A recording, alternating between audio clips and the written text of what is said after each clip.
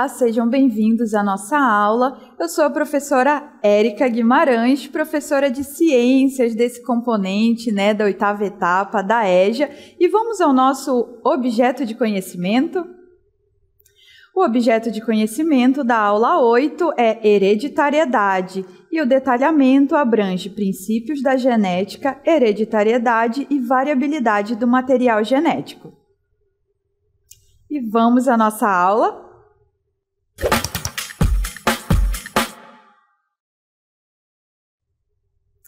E hoje nós começamos a nossa aula com uma pergunta. Por que nos parecemos com nossos pais? Vocês já se fizeram esse questionamento? Se perguntaram, por que eu herdei o cabelo da minha mãe e não do meu pai? Por que eu tenho essa cor de olhos? Então, isso acontece por conta de um processo chamado hereditariedade, que é um processo natural que explica o porquê, as características genéticas elas são passadas de pais para filhos. E a área da ciência que estuda o DNA, no caso, esse fenômeno da hereditariedade, é a genética. E ela nos auxilia justamente a entender como a informação, que é o DNA, que se encontra no interior das nossas células, ele é responsável por fazer com que nós sejamos do jeito que somos, por dentro e por fora.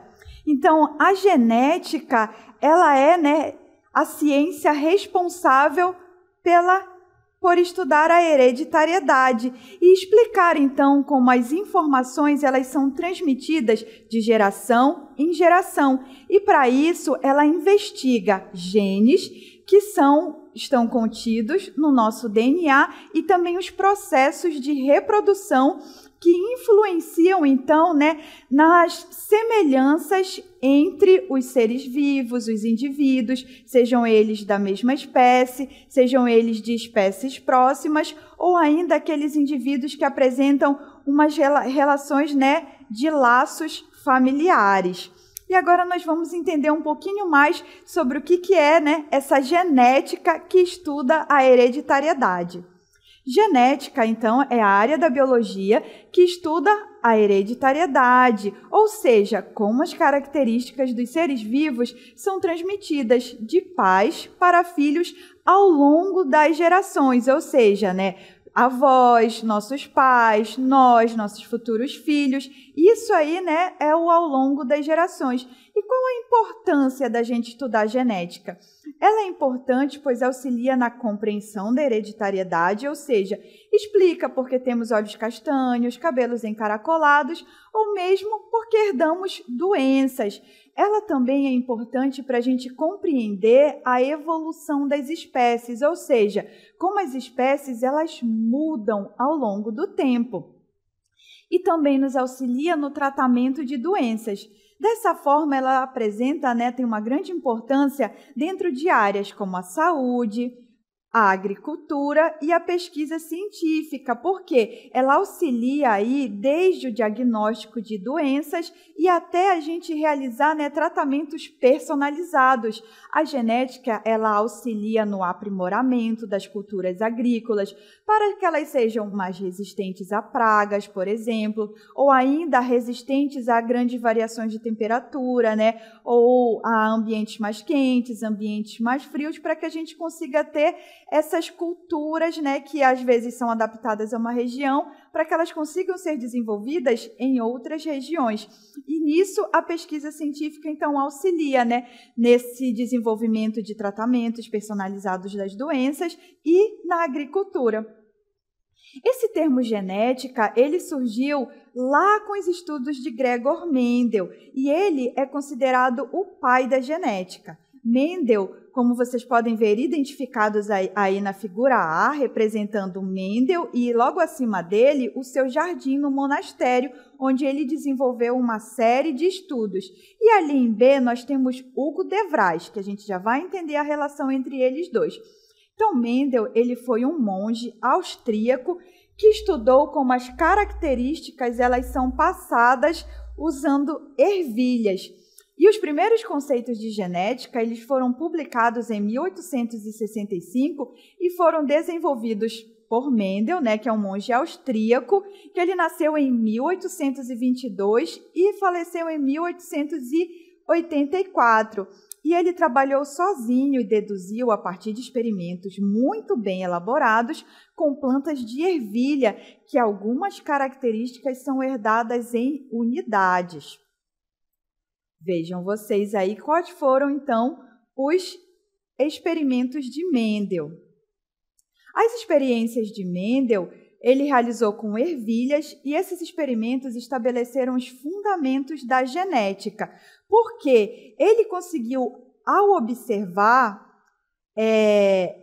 essas ervilhas lá no seu jardim e estudou as características que essas ervilhas apresentavam, como cor da flor,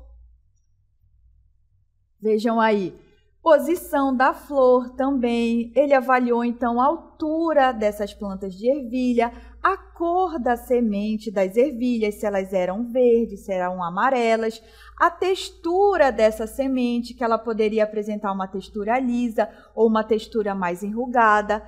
Viu a cor também da ervilha, bem como forma e a coloração dessa vagem. Então, ao analisar essas características, ele conseguiu entender como as características eram passadas através das gerações. E vejam vocês que isso pode ser, então, empregado para todos os seres vivos.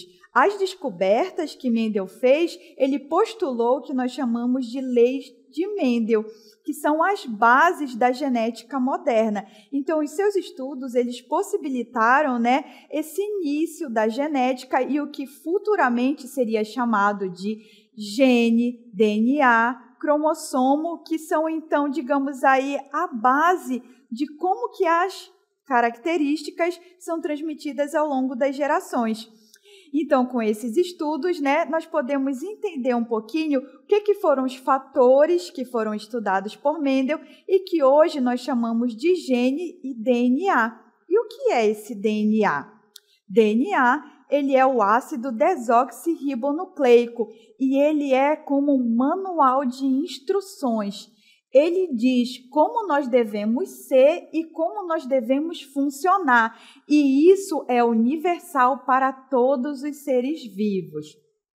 O DNA, ele é, então, uma molécula que carrega toda a informação genética que é necessária para o desenvolvimento, para o funcionamento e para a reprodução dos organismos vivos. E aí, na imagem, a gente tem, então, a representação do que nós chamamos de DNA.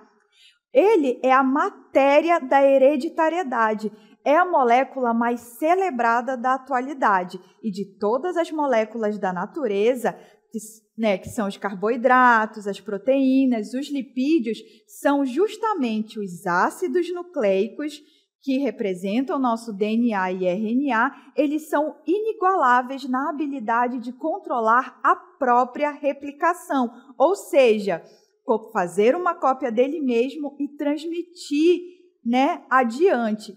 E é a partir dessa replicação, né, de unidades menores que são os monômeros do DNA.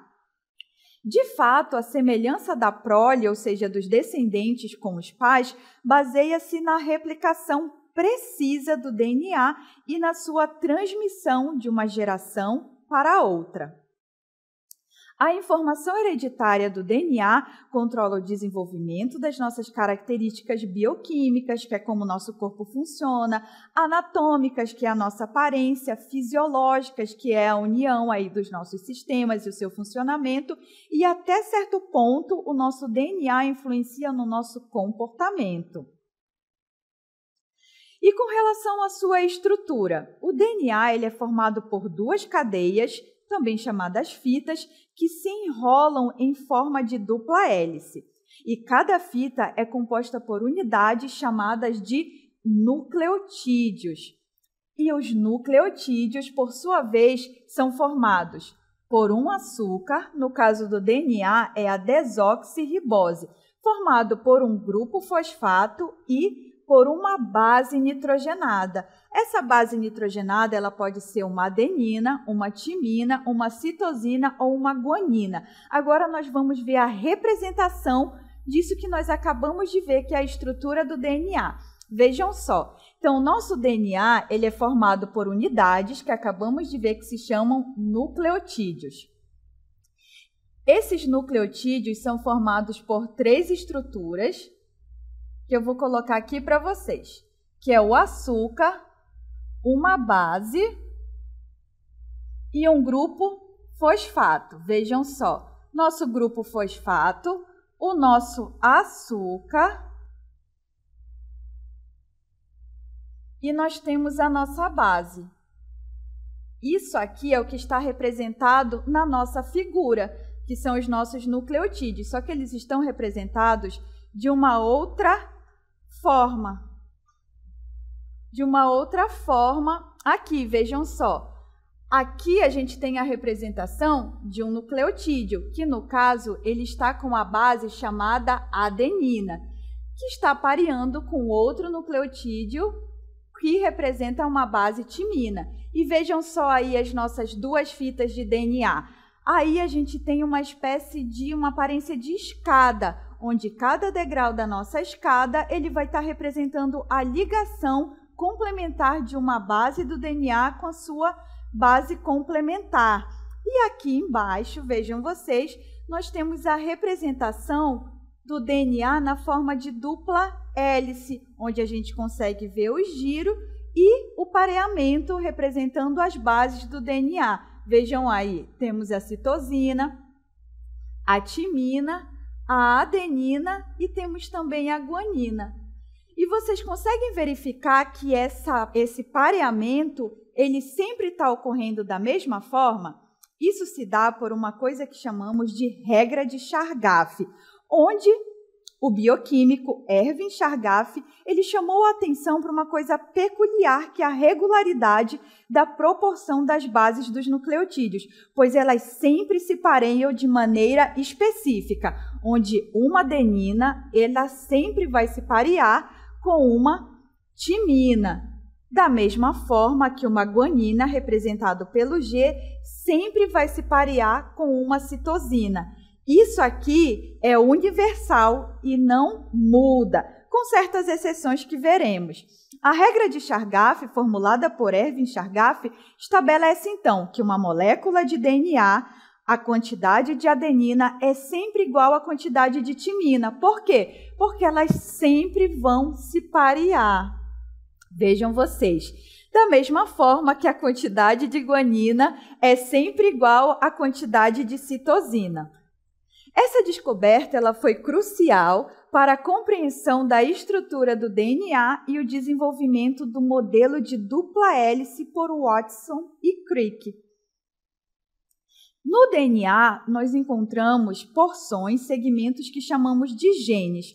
Os genes, eles representam, então, segmentos de DNA que contêm as instruções necessárias para que ocorra a síntese de uma molécula de RNA mensageiro e, consequentemente, a informação de como construir proteínas, ou seja, os genes contêm a informação para formar o nosso corpo. Agora nós vamos ver a relação de gene, DNA, cromatina e cromossomos. Vejam vocês, os genes, como acabamos de ver, são segmentos, ou seja, pedaços do nosso DNA. E o DNA ele pode se apresentar de 2 formas. Ou ele vai se apresentar na forma de cromatina, que é um emaranhado, ou na forma de cromossomo, que é o nosso DNA organizado no que chamamos de cromossomo. Isso vai depender do momento em que a célula se encontra. Se ela vai estar em intérfase, que é o momento entre uma divisão celular e a próxima, ou se ela vai estar propriamente em divisão celular. Agora nós vamos ver uma imagem que vai representar, então, vejam vocês, o nosso DNA na forma de dupla hélice, que é esse aspecto de escada enrolada. O nosso DNA, ele então vai começar a se organizar quando ele está no momento de divisão celular. Com Com isso, ele passa por algumas etapas que estão aqui descritas. Vejam vocês, ele vai formar então a nossa etapa de nucleossomo, em que essa molécula de DNA ele vai se enrolar em torno de proteínas, que são as histonas.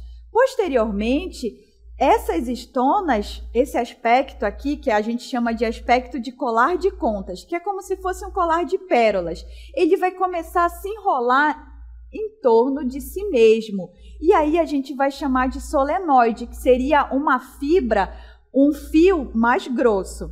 Esse solenoide ele vai começar a se enrolar, formando alças. Posteriormente, essas alças vão começar a formar o que a gente chama de espirais. E essas espirais, por sua vez, vão começando a se depositando umas sobre as outras, até tomar o aspecto de cromossomo, que é o aspecto que o nosso DNA ele vai atingir durante a divisão celular, na etapa específica chamada de metáfase. Agora, vamos ver um pouquinho mais sobre os cromossomos? Eles são estruturas onde o DNA está organizado. E quando a gente estuda, então, os cromossomos de uma espécie, a gente está fazendo o estudo do que a gente chama de cariótipo. E aqui, na nossa imagem, a gente tem o cariótipo humano. Na espécie humana, nós temos 46 cromossomos que são divididos em 23 vindo da mãe e 23 do pai, formando o nosso total de 46 cromossomos. Onde, no caso do cariótipo masculino, nós temos o par sexual formado por 2 cromossomos que são diferentes um do outro, que é o que a gente chama convencionalmente do X e do Y. Já no cariótipo feminino, os cromossomos femininos, ou seja, são representados ali pelo par sexual por 2 cromossomos iguais, que a gente chama de XX. Esses cromossomos eles foram descobertos no final do século XIX e foram relacionados à transmissão de informação nos seres vivos. São estruturas fundamentais para a divisão celular, pois as moléculas de DNA precisam ser organizadas e compactadas ao máximo para ocorrer a divisão igual entre as 2 células filhas. Os organismos eles podem ter vários cromossomos, porque o seu DNA ele está fragmentado em vários longos pedaços que são esses cromossomos. E cada um deles tem tamanho, forma e características específicas. E os cromossomos, eles apresentam algumas características em sua morfologia. Eles são formados pela molécula de DNA enrolada e compactada em torno de proteínas chamadas histonas. E eles podem apresentar, então, o que a gente chama de braço curto, que é o braço superior, e o braço longo, que é o braço inferior. Ele é formado por essa aparência de X, e isso é o que a gente chama de cromátides irmãs, uma vez que elas estão duplicadas durante a divisão celular.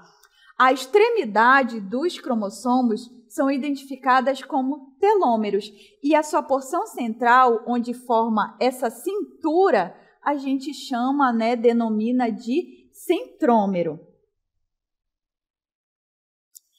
E assim o cromossomo tem essas partes, como acabamos de ver, centrômero, que divide os cromossomos em braços, e as cromátides, que são as partes duplicadas visíveis durante a divisão celular. E de acordo com a morfologia do cromossomo, eles podem ser identificados como submetacêntricos, metacêntricos, vejam vocês, os acrocêntricos, que apresentam só um braço curto, o braço curto superior, bem curtinho em relação ao braço longo, e temos os telocêntricos, que apresentam um único braço, que é o braço longo.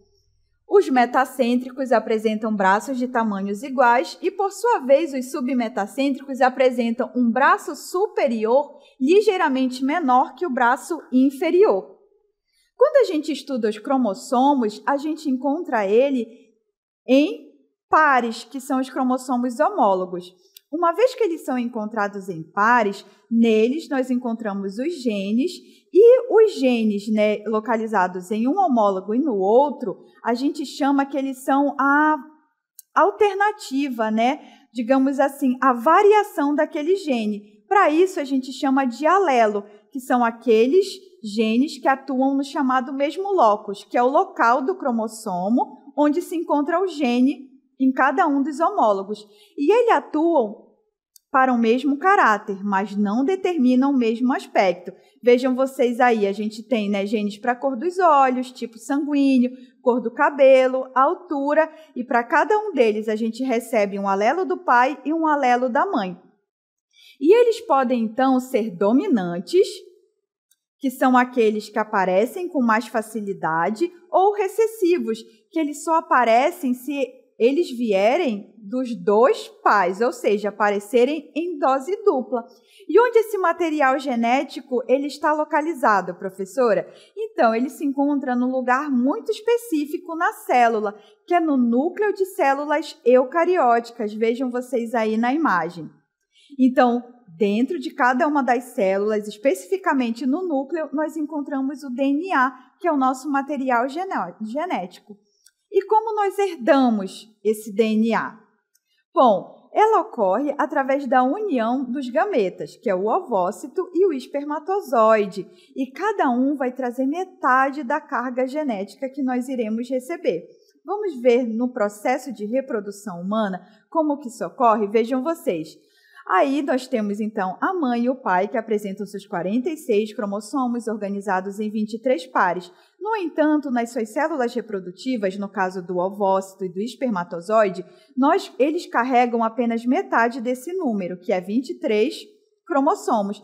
Durante a fertilização, com a formação da célula inicial, chamada zigoto, o número de cromossomos da espécie humana é então restituído, voltando aí a 46 cromossomos divididos em 23 pares, que ao longo do desenvolvimento embrionário, né, com as suas divisões, vai originar aí então o embrião, com seus 46 cromossomos organizados em 23 pares.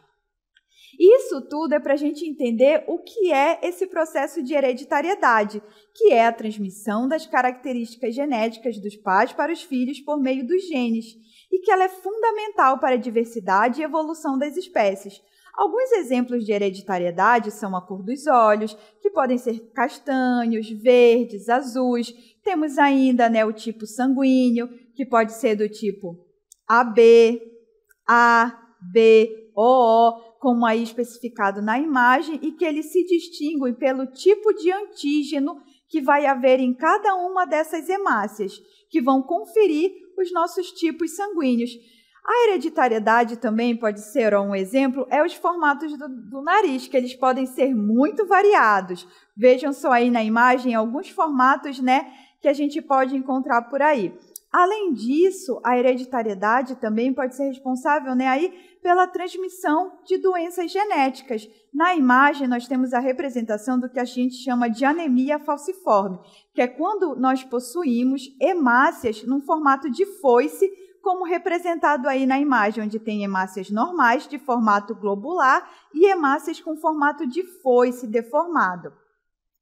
E a hereditariedade vai explicar, então, o porquê que tem tanta variabilidade genética. E a variabilidade é a diversidade de genes e alelos, que são as formas alternativas de um gene dentro de uma população ou espécie. E é o que nos torna diferentes uns dos outros, mesmo entre os irmãos. E as causas da variabilidade, quais são? Vejam só vocês. Temos a mistura genética, que ocorre durante a reprodução, temos ainda o que a gente chama de mutação e temos também como causa dessa variabilidade genética a recombinação genética durante a meiose. E por que essa variabilidade genética é tão importante? Ela é importante pois garante a diversidade das espécies e, assim, a adaptação ao ambiente, garantindo que os seres vivos eles consigam ocupar diversas partes do mundo e, assim, né, viver bem adaptados a essas regiões. E com relação à mutação genética, que é uma das causas da variabilidade. Bom, a mutação ela é uma alteração na sequência de DNA de um organismo, ou seja, uma mudança nos seus nucleotídeos, que são a adenina, representado pela letra A, timina, citosina e guanina. Vamos ver um exemplo de mutação genética? Aqui nós temos, então, essa flor, né, que ela é do gênero Ixora, como está identificado na imagem. Vocês já viram essa florzinha por aí? Normalmente ela fica numa planta mais arbustiva e pode ter a coloração mais avermelhada, mas a gente pode ter laranja, pode ter amarela. E aí a gente vai ver com relação especificamente a esta planta, uma mutação que ocorre nela. Vejam só, eu quero que vocês, a partir de hoje, comecem a buscar mutação nessa planta Ixora sp. O normal para ela é a codificação dela possuir 4 pétalas, como a gente viu na imagem anterior. Vamos voltar um pouquinho para vocês verem? Vejam só vocês, que a condição dela é apresentar 4 pétalas, mas quando ocorre uma alteração, uma mudança no DNA dessa planta, o que acontece? Que algumas das flores dela podem apresentar, ao invés de 4 pétalas, 5 pétalas, como vocês podem ver aqui na imagem. E isso é um exemplo de mutação, que é uma mudança na informação genética, e como ocorre essa mudança no nosso DNA, ela expressa, ou seja, codifica uma informação diferente. No caso da Ixora, uma flor com 5 pétalas. As mutações, elas são a principal fonte de variação genética, que é o material bruto da evolução, ou seja, a modificação das espécies ao longo do tempo, bem como da adaptabilidade, podendo fornecer aos organismos a capacidade de se adaptar a ambientes em mudança. Qual a importância dessa variabilidade genética para a saúde, por exemplo? A genética, ela desempenha um papel crucial na saúde humana, influenciando desde o desenvolvimento e funcionamento do corpo, ou seja, vejam aí que a gente tem a representação de alguns órgãos, como o pulmão, o coração, o cérebro, o estômago. Então, ela vai estar influenciando no funcionamento de todos esses órgãos. E até mesmo, vejam só, a predisposição a certas doenças que podem aparecer ao longo do tempo, ou a gente pode nascer com elas. Dessa forma, conhecer a genética ajuda na prevenção e tratamento, né? Ou para que a gente receba tratamentos personalizados com relação às doenças. Mas ela não tem uma aplicação só na saúde, a gente tem aplicação da genética também na agricultura, onde ela permite criar alimentos mais resistentes e nutritivos, como o milho transgênico, por exemplo, que é um muito conhecido, né, que a gente encontra em vários alimentos aí no mercado. Além de ter a aplicação para o melhoramento, né, da agricultura, temos também a genética e seus avanços científicos, pois esses avanços têm impulsionado descobertas e inovações em diversas áreas, com destaque, como a gente viu, para a área da saúde, né, com a medicina, para a área ali da agricultura, no melhoramento genético das plantações, e também da biotecnologia, assim, auxiliando, né, no diagnóstico, no avanço do diagnóstico de doenças e tratamentos personalizados. Bem como também, né, nos auxilia aí nesses avanços científicos, olha, os testes de DNA, a clonagem, a terapia gênica, que permite, então, um tratamento mais personalizado, o que vai, então, levar a uma resposta, digamos assim, melhor daquele indivíduo que está sendo tratado. Professora, e quando a gente tem pessoas que são parecidas, que são ou muito iguais, né, ou a gente diz semelhantes, que é no caso dos gêmeos idênticos, o que acontece com o DNA deles? É igual? Vejam vocês que mesmo com o mesmo DNA, eles podem desenvolver diferenças ocasionadas pelos fatores ambientais que vão influenciar, então, na expressão desses genes, né, que estão contidos ali no DNA.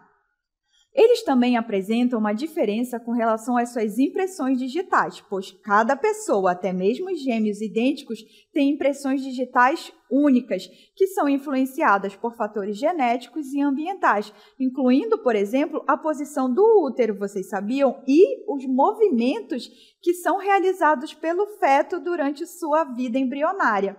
Assim, os gêmeos idênticos, também chamados de univitelinos ou monozigóticos, são aqueles que se originam, da fertilização de um único óvulo por um único espermatozoide, onde o zigoto resultante vai se dividir em dois, e por isso eles são iguais. Do ponto de vista genético, esses gêmeos idênticos eles são extremamente semelhantes, pois compartilham o mesmo material genético. No entanto, mesmo com essa semelhança, pequenas diferenças podem surgir devido a fatores ambientais e mutações genéticas ao longo do desenvolvimento. Por isso, a gente consegue perceber, às vezes, mesmo nesses gêmeos idênticos, algumas pequenas variações na aparência. Podem ser um pouco ligeiramente mais altos, o outro assim, ligeiramente mais baixo, e algumas diferenças que vão até se intensificando ao longo do tempo, justamente por conta dessa influência dos fatores ambientais com relação às características que são expressas, naquilo que a gente vê dos indivíduos. E essa foi a nossa aula de hoje sobre hereditariedade e tudo que envolve a transmissão das características ao longo das gerações.